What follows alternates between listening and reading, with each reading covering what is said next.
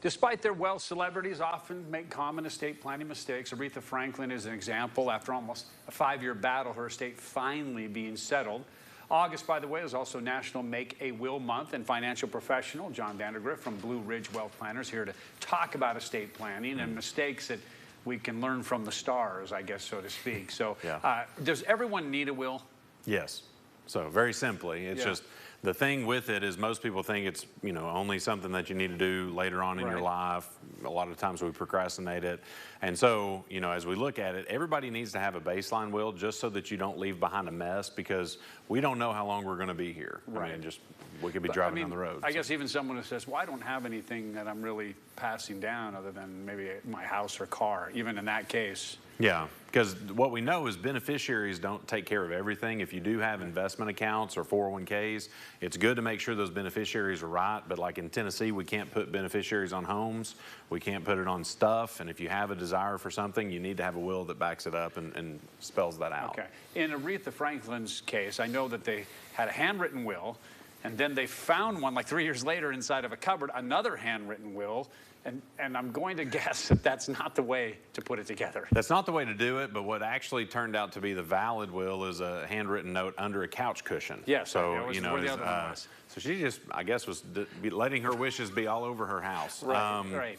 But yeah, no, especially in Tennessee, it's good to get your wishes down on paper, get it properly witnessed. That way there are no questions. And so as we look at it, you can do some things online through some DIY. Sometimes you have some limitations. You can't make that as customized as you may want. So, maybe going to talk to an estate planning attorney. I know for us, sometimes people think they need to put that off. We did our estate planning before our daughter was born, our first child, just so that we were able to name guardians in case worst case scenarios happen.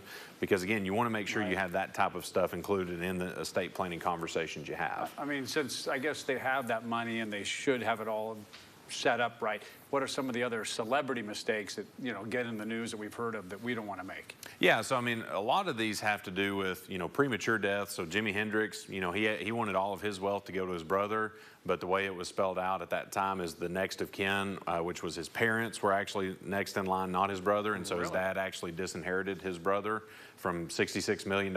So pretty risque situation there. As we saw, Kobe Bryant unfortunately passed away early.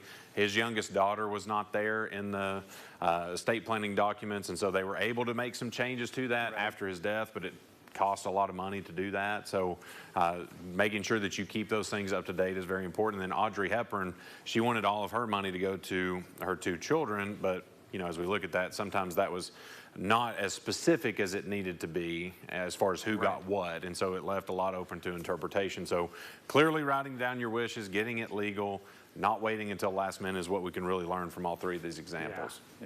Yeah. That's some good advice, even if you don't have that kind of money like celebrities do. John, thank you very much.